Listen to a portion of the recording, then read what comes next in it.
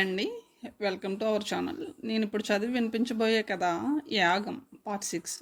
Part 5లో స్వాతిని రక్షించి స్వాతి వాళ్ళ ఇంటి దగ్గర దింపడానికి వెళ్తాడు బెలహరి. అక్కడ తన తల్లిదండ్రులను గుర్తించి ఇంటికి తీసుకుని వస్తాడు. రోసి వాళ్ళని సాదరంగా లోపలికి ఆహ్వానిస్తుంది. తర్వాయి భాగంలోకి వెళ్దాం. బిలహరి తన గదిలో బాల్కనీలో నిల్చుని ఉన్నాడు. కింద అతని తండ్రి రావు, తల్లి విశాలాక్షి, స్వాతి, రోసి హాల్లో కూర్చొని పిచ్చపాటి మాట్లాడుకుంటున్నారు. తమ కొడుకు దేశంలో నెంబర్ 1 ప్లాస్టిక్ సర్జన్గా పేరు తెచ్చుకున్నందుకు రావు, విశాలాక్షి ఎంతో గర్వపడ్డారు. వాళ్ళ ఆనందంలో తను పాలు పంచుకున్నాడు బిలహరి. కొంచెంసేపు వాళ్ళతో గడిపి తనకు అర్జెంట్ పని ఉందని చెప్పి ఇక్కడికి వచ్చి నిలబడ్డాడు. అతని మనసంతా వ్యాసిలేటింగ్గా ఉంది. ఎంత మర్చిపోదామని ప్రయత్నించినా కొన్ని సంఘటనలు మర్చిపోలేకపోతున్నాడు. వాటిలో ముఖ్యమైనది అతని చిన్ననాటి జరిగిన సంఘటనలు. రావు, విశాలాక్షి బిలహరి కన్న తల్లి, తండ్రి కారు, పెంచిన వాళ్ళు. పెళ్ళయి చాలా సంవత్సరాలు గడిచిన రావు దంపతులకు సంతానం కలగలేదు. వాళ్ళు తిరగని గుడి లేదు, మొక్కని దేవుడు లేడు. అంతేకాకుండా ఎంతోమంది డాక్టర్స్ కూడా చూపించారు. వాళ్ళు చెప్పిన ట్రీట్మెంట్ కూడా తీసుకున్నారు. కానీ ఫలితం మాత్రం శూన్యం.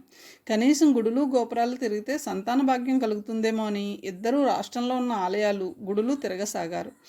ఒక గుడిమెట్ల దగ్గర వాళ్లకు చిన్నారి బిలహరి ఒంటరిగా కనిపించాడు. చుట్టుపక్కల బాబు తల్లి కానీ తండ్రి కానీ ఎక్కడా కనిపించలేదు. బహుశా అతని కన్న తల్లి అతని గుడిమెట్ల మీద విడిచిపెట్టి వెళ్ళిపోయిందని అనుకున్నారు రావు దంపతులు. బిలహరిని తీసుకుని తమ ఇంటికి చేరుకున్నారు. తమకు దేవుడిచ్చిన బిడ్డగా భావించి అల్లారు ముద్దుగా పెంచారు. బిలహరి వచ్చిన వేళా విశేషం ఏమిటో కానీ రావుకు పట్టిందల్లా బంగారం అయింది. అతని వ్యాపారం రోజురోజుకు అభివృద్ధి పదంలోకి నడిచింది. ఒక రైస్ మిల్ కాస్త 3 రైస్ మిల్లులు అయ్యాయి. ఇదంతా చిన్నారి బిలహరి వచ్చిన వేళా విశేషం అనుకున్నారు ఆ దంపతులు. మురిసిపోయారు. అతన్ని ఒక యువరాజుగా పెంచారు. దాదాపు 14 సంవత్సరాల వరకు బిలహరి జీవితం చక్కగా సాగిపోయింది. ఆ తరువాత అతని జీవితంలో అనుకోని ఒడిదుడుకులు రావడం మొదలుపెట్టాయి. దేవుడి దయ వల్ల కానీ లేక బిలహరి వచ్చిన వేళ విశేషం వల్ల తెలియదు కానీ చాలా సంవత్సరాల తర్వాత విశాలాక్షి గర్భవతి అయింది. ఆ వార్త భార్యాభర్తలతో పాటు బిలహరిని కూడా ఎంతో ఆనందపరిచింది. తనతో ఆడుకోవడానికి బాబో పాప పుడుతుందని లోపల మురిసిపోయాడు. ఈ శుభవార్తను తన స్కూల్ స్నేహితులందరికీ ఆనందంతో చెప్పాడు. కొన్ని నెలల తర్వాత రావు దంపతులకు అందమైన పాప పుట్టింది. ఆమెకు స్వాతి అని పేరు పెట్టుకున్నారు. తన చెల్లెల్ని చూసుకుని బిలహరి ఎంతో మురిసిపోయాడు. ప్రేమగా ఆమెను దగ్గర తీసుకోవాలని ఎంతో ఆశపడ్డాడు. కానీ విశాలాక్షి మాత్రం దానికి అవకాశం ఇవ్వలేదు. సాధ్యమైనంత వరకు బాబును పాప దగ్గరకు రాకుండా చూసేది. ఒకవేళ పొరపాటున వస్తే బిలహరిని ఇష్టం వచ్చినట్టు తిట్టేది. పాప దగ్గరకు రావద్దని గట్టిగా హెచ్చరించింది. ఇంతకాలం ఎంతో ప్రేమగా ఉన్న తల్లి ఉన్నట్టుండి ఎందుకు ఇంత కఠినంగా మారిపోయిందో చిన్నారి బిలహరికి అర్థం కాలేదు. అయితే రావులో మాత్రం కొంచెం కూడా మార్పు రాలేదు. ఇంతకు ముందులాగే బిలహరిని చూసేవాడు. విశాలాక్షికి మాత్రం బిలహరి పోకడ అస్సలు గిట్టేది కాదు. ఇంతకాలం పిల్లలు లేరు కనుక బిలహరిని పెంచుకుంది. ఇప్పుడు తనకు రక్తం పంచుకున్న కూతురు పుట్టింది. ఇక అనాథ పిల్లవాడితో పని ఏమిటని ఆమె అభిప్రాయం. ఆ ఉద్దేశం ఆమె ప్రవర్తనలో అడుగడుగునా కనిపించేది. అయితే రావు ఉన్నప్పుడు మాత్రం మామూలుగా ప్రవర్తించేది. బిలహరిని మనం హాస్టల్లో చేర్పిద్దాం అంది విశాలాక్షి. హాస్టల్లో ఎందుకు అడిగాడు రావు. ఈ మధ్య వాడి ప్రవర్తన ఏం బాగాలేదు. నాకెందుకో చాలా భయంగా ఉంది. నువ్వేం మాట్లాడుతున్నావో నాకు అర్థం కావడం లేదు. ఇంతకీ ఏమైంది? ఈ విషయం మీకు ఎప్పుడూ చెప్పకూడదని అనుకున్నాను. కానీ ఇప్పుడు సమయం వచ్చింది కనుక చెబుతున్నాను. బాబుకు పాప అంటే బొత్తుగా కెట్టడం లేదు. ఎప్పుడు దాన్ని గిల్లుతూ ఏడిపిస్తూ ఉంటాడు. 2 రోజులకు ముందు పాపను ఉయ్యాల్లో పడుకోబెట్టి నేను స్నానం చేయడానికి వెళ్ళాను. తిరిగి వచ్చేసరికి బాబు పాప గొంతు చుట్టూ చేతులు వేసి చంపడానికి ప్రయత్నిస్తున్నాడు. నేను వెంటనే బాబును పక్కకు తోసి పాపను అందుకున్నాను. సమయానికి నేను చూడబట్టి సరిపోయింది. లేకపోతే పాప మనకు దక్కేది కాదు.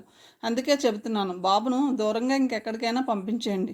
ఎంత ఖర్చైనా హాస్టల్లో ఉంచి చదివించండి. నా పాప క్షేమంగా ఉండాలంటే ఈ పని చెయ్యక తప్పదు అంది విశాలాక్షి ఖచ్చితంగా.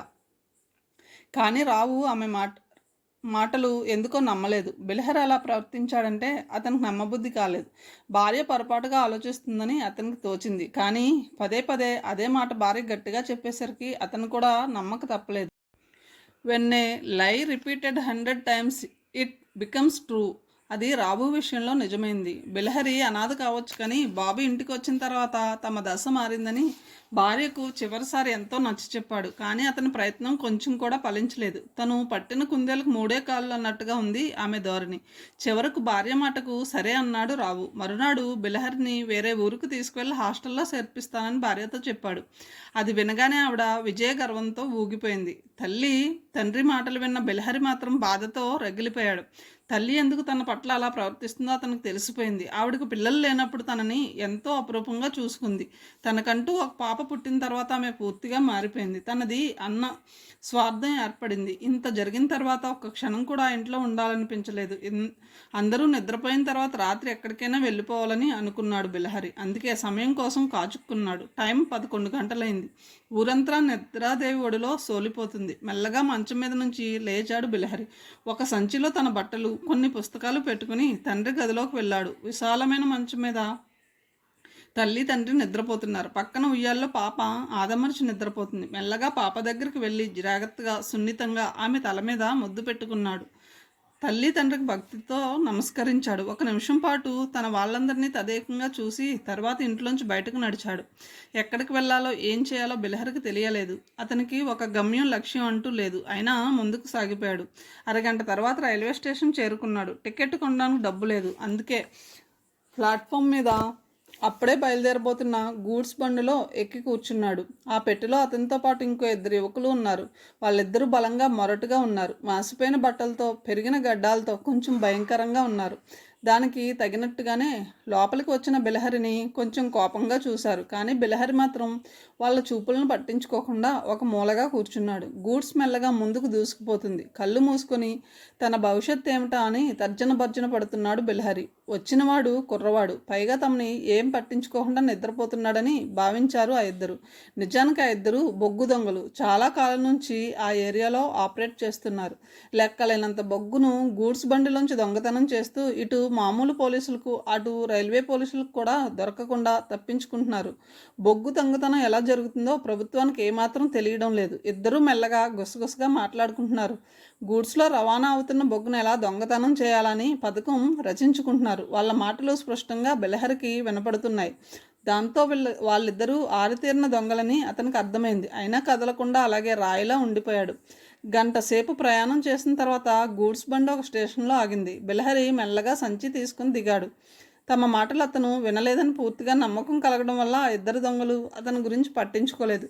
కిందికి దిగిన బిలహరి చుట్టూ చూశాడు. ఎదురుగా స్టేషన్ మాస్టర్ గది కనిపించింది. వెంటనే అక్కడికి వెళ్ళి స్టేషన్ మాస్టర్ను కలుసుకున్నాడు. ఆ ఇద్దరు దొంగల గురించి వివరంగా చెప్పాడు. అనుకోకుండా దొంగల ఆచూకీ దొరకడంతో స్టేషన్ మాస్టర్ ముందు ఆశ్చర్యపోయాడు. తర్వాత వెంటనే స్పందించాడు. రైల్వే పోలీసులకు సమాచారం ఇచ్చాడు. వాళ్ళు వెంటనే రంగంలోకి దిగి ఆ ఇద్దరు దొంగలను అరెస్ట్ చేసి స్టేషన్కు తీసుకువెళ్లారు. చాలా కాలం నుంచి వెతుకుతున్న దొంగలను పట్టించినందుకు స్టేషన్ మాస్టర్ బిలహరిని అభినందించాడు. అతని గురించి వివరాలు అడిగాడు. బిలహరి ఒక అనాథాన్ని తెలుసుకుని ముందు జాలిపడ్డాడు. తర్వాత తనకు చేతనైన సహాయం చేయాలని భావించాడు.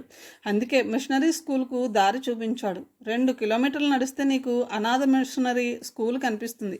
ఆ మిషనరీ స్కూల్ను నడిపిస్తున్న ఫాదర్ చాలా మంచివాడు, మానవత్వం మూర్తిభవించిన మనిషి. నీ కష్టం విని తప్పకుండా సహాయం చేస్తాడు. తొందరగా వెళ్ళి ఆయనను కలుసుకో, నీకు తప్పకుండా శుభం కలుగుతుంది అని కొంత డబ్బు బిలహరికి ఇచ్చి దారి చూపించాడు. ఆ దారి గుండా గబగబా నడుస్తూ సాగిపోయాడు బిలహరి.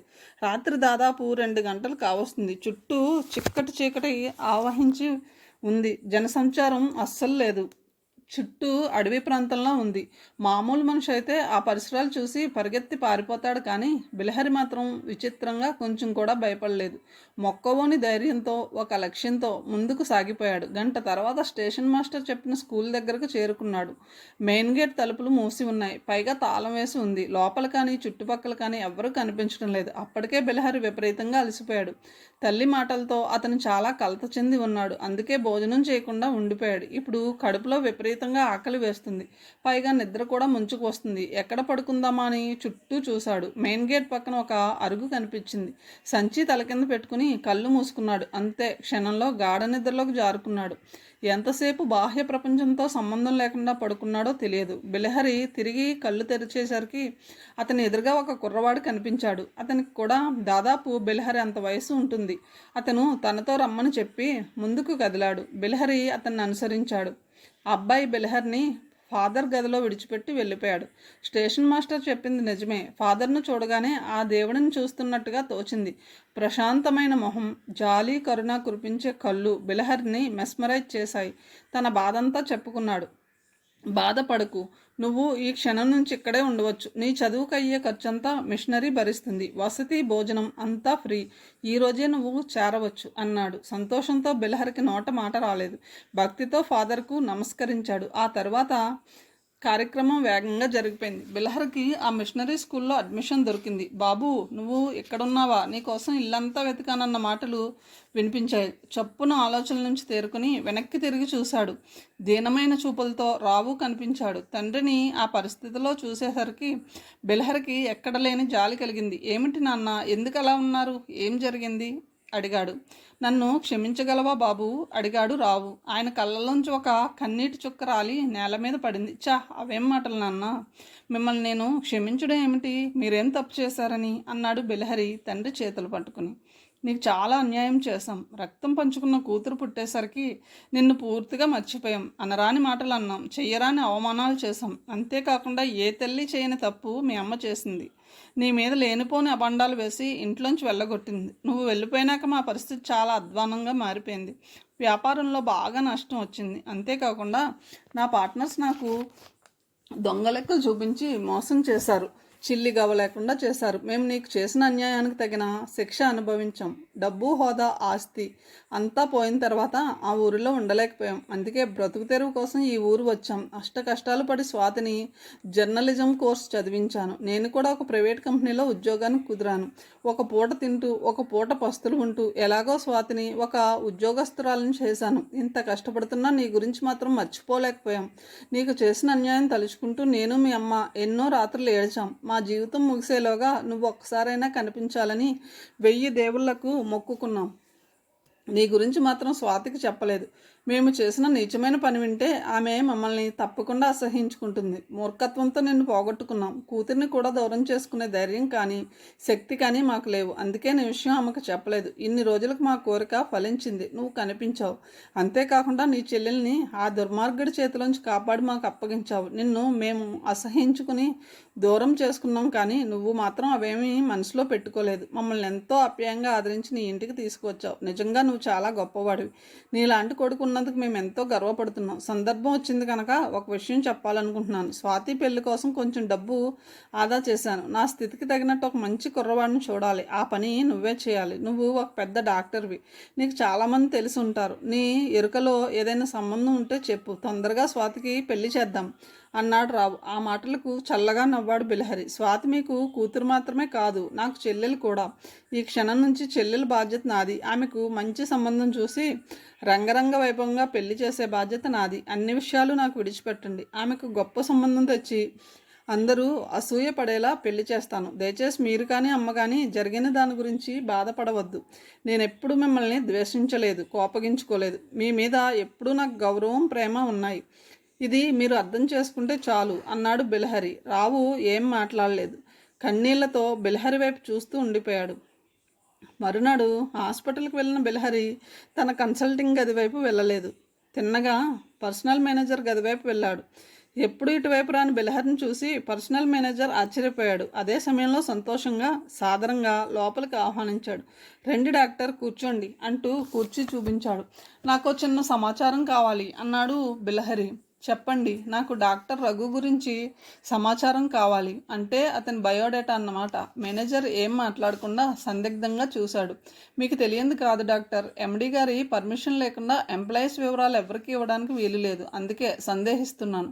మీ ఉద్దేశం నాకు అర్థమైంది. పర్మిషన్ తీసుకోవడానికి నేను మల్హోత్రా గారి దగ్గరికి వెళ్ళాను, కానీ ప్రస్తుతం ఆయన సిటీలో లేరు, ముంబై వెళ్ళారు. రావడానికి 2 రోజులు పడుతుంది. అంతవరకు ఆగలేను. ఇది చాలా అర్జెంట్ వ్యవహారం. మీరు రఘు గురించి వివరాలు ఇవ్వండి. ఎండి గారు వచ్చిన తర్వాత ఆయనకు ఈ విషయం చెప్తాను. రూల్ ప్రకారం పర్మిషన్ లెటర్ తీసుకుని వస్తాను అన్నాడు బిలహరి. బిలహరి మీద అతనికి ఎంతో గౌరవం ఉంది. అందుకే ఇంకేం మాట్లాడకుండా కంప్యూటర్ ముందు కూర్చున్నాడు. కీబోర్డ్ మీద టకటకమంటూ చప్పుడు చేశాడు. పర్సనల్ మేనేజర్ ఇచ్చిన రఘు సమాచారం తీసుకుని తన ఛాంబర్ చేరుకున్నాడు బిలహరి. తీరుబడిగా కూర్చుని చదివాడు. నిజానికి రఘు గురించి బిలహరికి అంతకు ముందే కొంచెం తెలుసు. అదే హాస్పిటల్లో రఘు ఫిజిషియన్, ఎండీలో గోల్డ్ మెడల్ సంపాదించాడు. చాలా తెలివైనవాడు, మంచివాడు, నెమ్మదస్తుడు. సీనియర్స్ అంటే ఎంతో గౌరవం, మర్యాద చూపిస్తాడు. అతని తండ్రి ఒక రిటైర్డ్ ఐఏఎస్ ఆఫీసర్. రఘు తన తల్లి తండ్రికి ఒక్కడే కొడుకు. నిన్న రాత్రి రావు అనుకోకుండా స్వాతి పెళ్లి ప్రస్తావన తీసుకువచ్చాడు. అప్పుడే బిలహరికి రఘు విషయం గుర్తుకు వచ్చింది. రఘు అయితే స్వాతి చక్కగా సరిపోతాడని స్వాతికి తోచింది. అందుకే హాస్పిటల్కి రాగానే రఘు గురించిన వివరాలు సేకరించాడు. వెంటనే తనకు బాగా తెలిసిన పంతులకు కాల్ చేశాడు. రఘు గురించి పూర్తి వివరాలు, అతని చిరునామా చెప్పాడు. అతని కన్నవాళ్ళని కలుసుకొని మాట్లాడమని సూచించాడు. అన్ని విషయాలు నాకు విడిచిపెట్టండి, 2 రోజుల్లో సంబంధం ఖాయం చేసుకుని వస్తాను, ఆ తర్వాతే మీకు కాల్ చేస్తాను అన్నాడు పంతులు. పంతులతో మాట్లాడిన తర్వాత విశ్రాంతిగా వెనక్కి వాలాడు బిలహరి. అప్పుడే అతని పర్సనల్ సెల్ రింగ్ అయింది. డిస్ప్లే మీద నాయక్ నెంబర్ కనిపించడంతో చప్పున ఆన్ చేశాడు. డాక్టర్ గారు, మీకు ఒక ముఖ్యమైన విషయం చెప్పాలని కాల్ చేశాను అన్నాడు నాయక్. ఏమిటది? ఆసక్తిగా అడిగాడు బిలహరి. ఒకవేళ యశ్పదం గురించి తెలిసిందేమో అని అనుకున్నాడు. జాన్ డేవిడ్ తన మకం మార్చేశాడు. చావు కబురు చల్లగా చెబుతున్నట్టు అన్నాడు నాయక్. మై గాడ్, ఇది ఎలా జరిగింది? అంతా మీ వల్లే జరిగింది. ఆ రోజు మీరు అతను చంపడానికి అతని ఇంటికి వెళ్ళారు. మత్తుమందుతో అతని సెక్యూరిటీ గార్డ్స్ను స్పృహ తప్పించి అతని పర్సనల్ గదిలోకి వెళ్ళారు. అక్కడ అతనికి సంబంధించిన ఫైల్స్ చూసి చాలా విషయాలు తెలుసుకున్నారు. దాంతో చాలా కంగారు పడ్డాడు జాన్ డేవిడ్. ఎవరో తన గురించి ఆరా తీయడానికి వచ్చాడని అతనికి భయం వేసింది. పైగా అతను బంధించిన మీ చెల్లెల్ని విడిపించుకుని తీసుకువెళ్లారు. దాంతో కంగారుపడి వెంటనే తన మకం మార్చేశాడు. ఈ విషయాలన్నీ బిలహరి స్వయంగా నాయక్ చెప్పాడు. అరే, ఎంత పని జరిగింది! ఎంతో కష్టపడి అతని అడ్రస్ తెలుసుకుని నాకు ఇచ్చారు. నా తొందరపాటుతనంతో అంతా రసాబాసు చేశాను. ఇప్పుడు అతను ఎక్కడికి వెళ్ళాడో ఏమో. ఈసారి తన ఉనికి తెలియకుండా మరింత జాగ్రత్త పడతాడు అతను అన్నాడు నిరుత్సాహంగా బిలహరి. కంగారు పడకండి, అతను ఎక్కడికి వెళ్ళాడో నా ఇన్ఫార్మర్స్ వల్ల తెలుసుకోగలిగాను. ప్రస్తుతం అతను సిటీకి 25 కిలోమీటర్ల దూరంలో ఉన్న లవర్స్ ప్యారడైజ్ ప్రాంతంలో ఉన్నాడు. అక్కడ ఒక పెద్ద బంగళా కొనుక్కొని షిఫ్ట్ అయ్యాడు. సెక్యూరిటీని కూడా విపరీతంగా పెంచుకున్నాడు. భవనం చుట్టూ ఫ్లడ్ లైట్స్ అమర్చుకున్నాడు. రాత్రివేళ ఆ ఫ్లడ్ లైట్స్ వెలుగులో చిన్న చీమ కూడా దూరలేదు. ఒకవేళ దూరినా తప్పకుండా కనిపించి తీరుతుంది. అందుకే మీరు చాలా జాగ్రత్తగా ఉండాలి. ప్రతి అడుగు ఆచితూచి వేయాలి. అంతేకాదు, జాన్ డేవిడ్కు తనని ఎవరో ఫాలో అవుతున్నారని ఈ పాటికి అనుమానం వచ్చి ఉంటుంది. అది ఎవరో తెలుసుకోవడానికి అతను ప్రయత్నించినా ఆశ్చర్యపోనవసరం లేదు. అందుకే మీ కుటుంబాన్ని జాగ్రత్తగా ఉండమని హెచ్చరించండి. ఇది చెప్పడానికే కాల్ చేశాను అన్నాడు నాయక్. మీ సూచన తప్పకుండా గుర్తుపెట్టుకుంటాను. మొదటిసారి చేసినట్టు తప్పు చేయను. ఈసారి పటిష్టమైన పథకంతో జాన్ డేవిడ్ను ఎదుర్కొంటాను. ఉంటాను నాయక్, బాయ్ అన్నాడు బిలహరి. నాయక్తో మాట్లాడిన తర్వాత జాన్ డేవిడ్ గురించిన ఆలోచనలో పడ్డాడు. నాయక్తో అయితే చెప్పాడు, కానీ జాన్ డేవిడ్ని ఎలా చంపాలో అతనికి తోచడం లేదు. చాలా తెలివితో అతని కథ ముగించాలి. అటు పోలీసులకు ఇటు జాన్ డేవిడ్ అనుచరులకు ఏమాత్రం అనుమానం రావడానికి వీలు లేదు. అంత పకడ్బందీగా ప్లాన్ వేయాలి. యూనివర్సల్ స్టోర్స్ ముందు కారు ఆపి దిగాడు బిలహరి. కారు లాక్ చేసి షాప్ లోపలికి వెళ్ళాడు. అది నగరంలో పెద్ద స్పోర్ట్స్ ఎక్విప్మెంట్ అమ్మే దుకాణం. అక్కడ దొరకని స్పోర్ట్స్ ఐటెం లేదు. నాయక్తో మాట్లాడిన తర్వాత డేవిడ్ని ఎలా చంపాలని తీవ్రంగా ఆలోచనలో పడ్డాడు. చాలా పథకాలు బుర్రలోకి వచ్చాయి, కానీ వాటిలో ఏదో లోపాలు కనిపించాయి. ప్రతి దాంట్లో ఏదో లూప్ హోల్ కనిపించింది.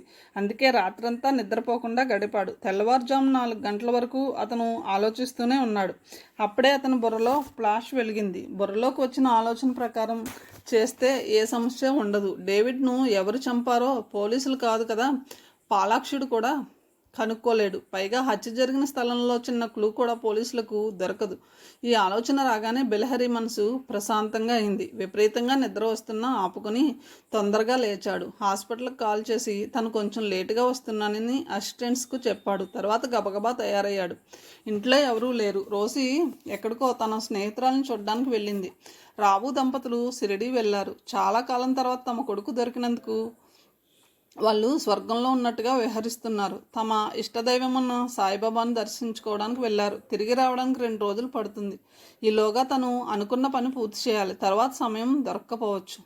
సరిగ్గా 10 గంటలకు ఇంటి నుంచి బయలుదేరాడు. సరిగ్గా గంట తర్వాత అతని కారు యూనివర్సల్ స్పోర్ట్స్ షాప్ ముందు ఆగింది. కారులోంచి దిగి లోపలికి వెళ్ళాడు. కౌంటర్ ముందు కూర్చున్న వ్యక్తి బిలహరిని చూసి మర్యాదగా లేచి నిలబడ్డాడు. అతనికి బిలహరి గురించి తెలుసు. 1-2 సార్లు తన స్నేహితుని తీసుకుని బిలహరి హాస్పిటల్కి వచ్చాడు. షిన్ గ్రాఫ్టింగ్ గురించి ఏవో కొన్ని వివరాలు అడిగాడు. అందుకే అతను బెలెహర్ని వెంటనే గుర్తుపట్టగలిగాడు. కానీ బెలెహర్కి మాత్రం అతను కొంచెం కూడా గుర్తులేడు. హాస్పిటల్ అన్న తర్వాత ఎంతోమంది అతని దగ్గరికి వస్తారు. పేరు పేరున ప్రతి ఒక్కరిని గుర్తుపెట్టుకోవడం అంత సులభం కాదు. డాక్టర్ మీరా రండి, ఏం కావాలి అడిగాడు షాపు యజమాని. నాకు రిమోట్ కంట్రోల్తో నడిచే బాల్ కావాలి అన్నాడు బెలెహరి. ఒక్క నిమిషం ఆగండి తెస్తాను అని తన సేల్స్మెన్స్కు సైగ చేశాడు. ఆ సైగను అర్థం చేసుకుని సేల్స్మెన్ వెంటనే లోపలికి వెళ్ళాడు. తన ఒక బాల్ రిమోట్ కంట్రోల్ ఎక్విప్మెంట్ తీసుకువచ్చాడు. ఇదిగో సార్, మీరు అడిగిన రిమోట్ కంట్రోల్ బాల్ అంటూ చూపించాడు. బెల్హరి వాటిని చూసి తృప్తిగా తల పంకించి దీన్ని ఎలా ఆపరేట్ చేయాలో ఒకసారి చూపించండి అన్నాడు. సేల్స్మెన్ బాల్ను నేల మీద పెట్టి రిమోట్ కంట్రోల్ని చేతుల్లోకి తీసుకున్నాడు. దాన్ని ముందు వెనక్కి ఎలా ఆపరేట్ చేయాలో ప్రాక్టికల్గా చూపించాడు. అంతా అర్థం చేసుకున్న బెల్హరి దాన్ని ప్యాక్ చేయమని చెప్పాడు. తర్వాత బిల్ పే చేసి సామాన్ తీసుకుని షాప్ నుంచి బయటపడ్డాడు.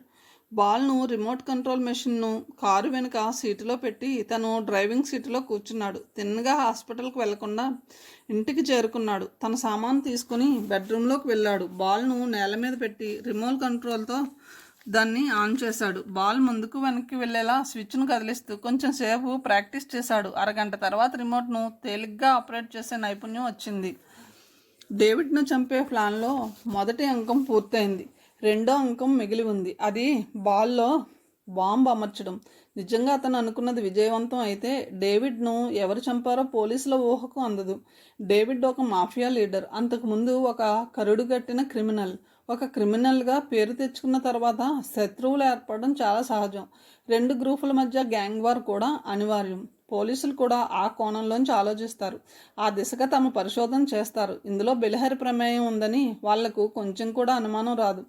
బాల్ను రిమోట్ కంట్రోల్ను బీరువాలో పెట్టి తాళం వేశాడు. తర్వాత నింపాదిగా హాస్పిటల్ చేరుకున్నాడు. ఆ రోజు చాలామంది పేషెంట్స్ను చూడవలసి ఉంది. రొటీన్ పనిలో పడిపోయాడు. ఆ రోజు సాయంత్రం టైం ప్రకారం ఇంటికి చేరుకున్నాడు. నాయర్ ఇచ్చిన కాఫీ తాగాడు. కొంచెం సేపు టీవీ చూశాడు. తర్వాత తన బెడ్రూమ్ చేరుకున్నాడు. బీరువా తెరిచి బాల్ రిమోట్ కంట్రోల్ను బయటకు తీశాడు. దాదాపు అరగంట సేపు దాన్ని ఆపరేట్ చేశాడు. పర్ఫెక్ట్గా ఆపరేట్ చేయడం వచ్చిందని నమ్మకం కలిగింది. తర్వాత దాన్ని యథాప్రకారం బీరువాలో పెట్టి తాళం వేశాడు. మరునాడు హాస్పిటల్కి బయలుదేరుతూ బాల్ను రిమోట్ను కూడా తీసుకున్నాడు. వాటిని తీసుకుని తిన్నగా కాలాబజార్లోకి వెళ్ళాడు. అంతకుముందు తనకు తుపాకీ సప్లై చేసిన షాప్కి వెళ్ళాడు. అతను వెంటనే బెలెహర్ని గుర్తుపట్టాడు. రండి సార్, చాలా రోజులకు వచ్చారు. ఏం కావాలి సాబ్ మర్యాదగా అడిగాడు. నాకు ఈ బాల్లో బాంబు పెట్టి ఇవ్వాలి. అది ఈ రిమోట్ కంట్రోల్తో నడవాలి. ఇదిగో రిమోట్ కంట్రోల్ అని రిమోట్ కంట్రోల్ను షాపు వాడికి ఇచ్చాడు. కొంచెం సేపు ఆగండి, అంతా తయారు చేసి తీసుకువస్తాను అని చెప్పి రెండూ తీసుకుని లోపలికి వెళ్ళాడు. ఈలోగా తనని ఎవరైనా గమనిస్తున్నారని చుట్టూ చూశాడు బెలెహరి. కానీ చుట్టుపక్కల ఎక్కడా అతనికి తెలిసిన మొహం కనిపించలేదు. అరగంట సేపు అటు ఇటు చూస్తూ టైంపాస్ చేశాడు బెలెహరి. అరగంట తర్వాత బాల్ను రిమోట్ కంట్రోల్ను తీసుకువచ్చి బెలెహరి చేతిలో పెట్టాడు. దాన్ని ఎలా యాక్టివేట్ చేయాలో చూపించాడు.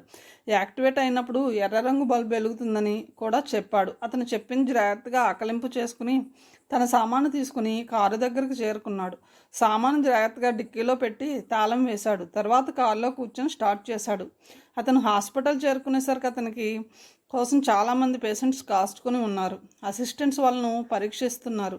బెలెహరి రావడం చూసి అందరూ రిలీఫ్గా గాలి వదిలారు. తన సీటులో కూర్చున్న తర్వాత బెలెహరి పూర్తిగా ప్రొఫెషనల్ అయిపోయాడు. డేవిడ్ గురించి కానీ బాల్ గురించి కానీ క్షణం కూడా ఆలోచించలేదు. పూర్తిగా వృత్తికి అంకితమయ్యాడు. హాస్పిటల్ పని పూర్తయిన తర్వాత టెన్షన్గా 6 గంటలకు ఇంటికి చేరుకున్నాడు.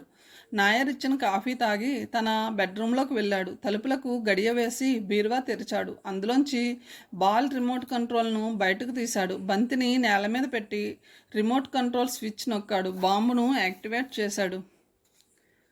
రిమోట్ కంట్రోల్ మీద ఎర్ర రంగు బల్బు వెలిగింది. అదే సమయంలో బాంబులో అమర్చిన బల్బు మీద కూడా ఎర్ర రంగు వెలిగింది. ఎర్ర రంగు బల్బు పక్కన పచ్చరంగు బల్బు కూడా ఉంది. ఆ లైట్ స్విచ్ నొక్కితే బాంబు డీయాక్టివేట్ అవుతుంది. గంటసేపు దీక్షగా ప్రాక్టీస్ చేశాడు. తను తేలిగ్గా ఆపరేట్ చేయగలనని నమ్మకం కలిగిన తర్వాత ఆ సామాను తీసి లోపల పెట్టాడు.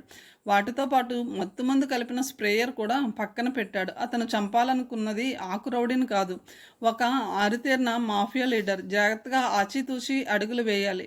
అసైన్మెంట్ విజయవంతం కాకపోయినా పర్వాలేదు, కానీ తను మాత్రం దొరకకూడదని బెలెహరి ఆలోచన. కనీసం గుర్తుపట్టే అవకాశం కూడా డేవిడ్కు ఇవ్వకూడదు. ఒక గంట సేపు రిలాక్స్ అయ్యాడు. భోజనం చేసిన తర్వాత కాలక్షేపానికి కొంచెం సేపు టీవీ చూశాడు. వార్తలు ముగిసేసరికి 9 గంటలయింది. టీవీ ఆఫ్ చేసి తన గదిలోకి వెళ్ళాడు. ఇల్లంతా నిశ్శబ్దంగా ఉంది. నాయర్ తన గదిలోకి వెళ్ళి పడుకున్నాడు. బిల్హరి గబగబా తయారయ్యాడు. సంచిలో తన సరంజామా పెట్టుకుని బట్టలు మార్చుకుని ఇంట్లోంచి బయటకు వచ్చాడు. మెయిన్ డోర్ యథాప్రకారం లాక్ చేసి పార్కింగ్ స్పేస్లో ఉన్న తన కారు దగ్గరకు చేరుకున్నాడు. సరంజామాను తన పక్కన పెట్టుకుని డ్రైవింగ్ సీట్లో కూర్చున్నాడు. మరుక్షణం కారు వేగంగా పోర్టుగో దాటి మెయిన్ రోడ్ మీదకు ప్రవేశించింది. గంట తర్వాత లవర్స్ ప్యారడైజ్ ప్రాంతం చేరుకున్నాడు బిల్హరి. జాన్ డేవిడ్ బంగ్లా కనుక్కోవడం అతనికి పెద్ద కష్టం కాలేదు. నాయర్ ఇంటి నెంబర్తో పాటు కొన్ని కొండ గుర్తులు కూడా చెప్పాడు. వాటి ఆధారంతో జాన్ డేవిడ్ ఇంటికి చేరుకున్నాడు బిల్హరి. కారును కొంచెం దూరంలో పార్క్ చేశాడు. సామానుతో ఉన్న సంచిని తీసుకుని మెల్లగా ముందుకు నడిచాడు. చుట్టుపక్కలంతా నిశ్శబ్దంగా నిర్మానుష్యంగా ఉంది. ఒక్క మనిషి కూడా కనిపించలేదు. కానీ ప్రతి బంగ్లాలో లైట్లు మాత్రం దేదీప్యమానంగా వెలుగుతున్నాయి. ఆశ్చర్యంగా మెయిన్ గేట్ దగ్గర సెక్యూరిటీ లేదు. దానికి కారణం లేకపోలేదు. ఇంటి చుట్టూ కట్టిన కాంపౌండ్ వాల్ దాదాపు 6 అడుగుల పైనే ఉంది. అంత ఎత్తు ఎక్కి లోపలికి రావడం మామూలు విషయం కాదు. అందుకే బిల్హరి తిరిగి కారు దగ్గరకు చేరుకుని కారు స్టార్ట్ చేశాడు. మెల్లగా డ్రైవ్ చేసుకుంటూ కాంపౌండ్ వాల్ దగ్గరకు తీసుకువచ్చాడు. కారు మీద ఎక్కి కాంపౌండ్ వాల్ మీదకు చేరుకున్నాడు. లోపల చాలా విస్తారంగా ఉంది. ఇంటికి మెయిన్ గేట్కు మధ్య దూరం చాలా ఉంది. ఇంటికి ఎదురుగా ఒక స్విమ్మింగ్ పూల్ కనిపించింది. కాంపౌండ్లో డేవిడ్ కాదు కదా, అతని సెక్యూరిటీ కూడా లేదు. చుట్టుపక్కల ఒక్క మనిషి కూడా కనిపించలేదు. అయినా కంగారు పడలేదు బిల్హరి. డేవిడ్ బయట లేకపోయినా అతన్ని బాల్తో బయటకు రప్పిస్తాడు. దానికోసం ముందే అన్ని ఏర్పాట్లు చేసుకున్నాడు బిల్హరి. సంచిలోంచి బాల్ను, రిమోట్ కంట్రోల్ను బయటకు తీశాడు. బాల్ను మెల్లగా నేల మీద జార విడిచాడు. తర్వాత రిమోట్ కంట్రోల్తో ఆపరేట్ చేస్తూ దాన్ని ముందుకు తీసుకువెళ్ళాడు. సరిగ్గా బాల్ పూల్ దగ్గరకు చేరుకోగానే దాన్ని ఆపేశాడు. రిమోట్లో ఉన్న ఒక స్విచ్ను గట్టిగా నొక్కాడు. పెద్దగా సైరన్ కూతలాంటి చప్పుడు బాల్లోంచి వినిపించింది. క్షణం పాటు ఉద్వేగంతో తలుపు వైపు చూస్తూ ఉండిపోయాడు బిల్హరి. అతని ఊహ నిజమైంది. విసురుగా తెరుచుకుని ఒక అందమైన అమ్మాయి బయటకు వచ్చింది. ఆమె ఒంటి మీద నెగ్లిజీ తప్ప ఇంకో బట్ట లేదు. ఆ బట్టలోంచి ఆమె వంపు సొంపులు స్పష్టంగా కొట్టొచ్చినట్టుగా కనిపిస్తున్నాయి. అటు ఇటు పరీక్షగా చూసింది ఆమె. పూల్ దగ్గర ఆమెకు బాల్ కనిపించింది. ఇంత రాత్రివేళ ఈ బాల్ లోపలికి ఎలా వచ్చిందని ఆశ్చర్యపోయింది. చుట్టూ చూసింది. బిల్డింగ్ దగ్గర, పూల్ దగ్గర మాత్రం వెలుతురు ఉంది. బిల్హరి కూర్చున్న కాంపౌండ్ వాల్ వైపు వెలుతురు అస్సలు లేదు. పైగా చుట్టూ అశోక చెట్లు ఎత్తుగా పెరిగి ఉన్నాయి. అందుకే ఆమెకు బిల్హరి కొంచెం కూడా కనిపించలేదు. ఆమె ఆ బాల్ను పట్టుకొని పరీక్షిస్తుంటే అప్పుడే లోపల నుంచి జాన్ డేవిడ్ వచ్చాడు. అతను చిన్న షార్ట్స్ పైన టీషర్ట్ వేసుకున్నాడు. తన గర్ల్ ఫ్రెండ్ చేతిలో ఉన్న బాల్ను క్యాజువల్గా అందుకున్నాడు. అదే అతను చేసిన తప్పు. డేవిడ్ బాల్ పట్టుకోవడం చూసిన బిల్హరి వెంటనే రిమోట్ నొక్కాడు. వెంటనే బాల్ మీద ఎర్ర రంగు లైట్ వెలిగింది. దానిని చూడగానే డేవిడ్కి విషయం అర్థమైంది. చప్పున బంతిని దూరంగా పడేయబోయాడు. అంతకంటే ముందే బిల్హరి రియాక్ట్ అయ్యాడు. వెంటనే స్విచ్ నొక్కాడు. అంతే, ఒక్కసారిగా బోనబోంతరాలు దద్దరిల్లిపోయేలా పెద్ద చప్పుడు వినిపించింది. డేవిడ్ చేతిలో ఉన్న బాంబు భయంకరమైన శబ్దంతో పేలిపోయింది. ఆ ఇంపాక్ట్కు డేవిడ్ తల తెగి ఎగిరి అవతల పడింది. మొహమంతా పూర్తిగా కాలిపోయింది. అతని పక్కన ఉన్న అమ్మాయి ఏదో పిశాచ శక్తి లేపినట్టు గాలిలోకి ఎగిరి దూరంగా పడింది. ఆమె కూడా తీవ్రంగా గాయపడింది. తర్వాత ఏం జరుగుతుందో బిల్హరి ఆలోచించలేదు. చప్పున గోడ దూకి కారులో కూర్చున్నాడు. మరుక్షణం కారు వేగంగా ఇంటివైపు సాగిపోయింది. కారు మెయిన్ రోడ్ మీదకి వచ్చిన తర్వాత కానీ బిల్హరి గుండెదడ తగ్గలేదు. కానీ లోపల మాత్రం చాలా సంతోషంగా ఉంది. శరీరం దూదిపింజలా ఎగురుతున్న అనుభూతి కలుగుతోంది. శత్రుశేషం రుణశేషం ఉండరాదని అంటారు. శత్రువుల్లో ఒకడు చనిపోయాడు, ఇంకొకడు మాత్రం మిగిలి ఉన్నాడు. వాడు ఎప్పుడు కనిపిస్తాడో తెలియదు, కానీ తప్పకుండా వాడి కోసం కాచుకుని ఉంటాడు. సమయం వచ్చినప్పుడు వాడి పని కూడా పడతాడు. జాన్ డేవిడ్ ఆచూకీ తెలుస్తుందని బిల్హరి ఏ రోజు ఊహించలేదు, కానీ తెలిసింది. అది నాయక్ సహాయం వల్ల. అలాగే యేసుపాదం గురించి కూడా తెలుస్తుంది. అది ఈరోజు కావచ్చు, రేపు కావచ్చు, ఎప్పుడైనా కావచ్చు, కానీ ఓపిక్గా ఎదురు చూడాలి. మర్నాడు కాఫీ తాగుతూ టీవీ చూస్తున్నాడు బిల్హరి. నిన్న రాత్రి చాలా హాయిగా ఏ సమస్యలు లేకుండా నిద్రపోయాడు. జాన్ డేవిడ్ చావడంతో అతనికి ఎంతో శాంతి కలిగింది. అంతవరకు ఉన్న బరువు దిగిపోయిన ఫీలింగ్ కలిగింది. అందుకే ఉదయం ఉత్సాహంగా నిద్రలేచి టీవీ ముందు కూర్చున్నాడు. ఈ పాటికి జాన్ డేవిడ్ చావు గురించి మీడియాకు తెలిసిపోయి ఉంటుంది. పోలీసులు కూడా హత్య జరిగిన స్థలానికి చేరుకుని ఉంటారు. క్లూస్ కోసం వెతుకుతూ ఉంటారు.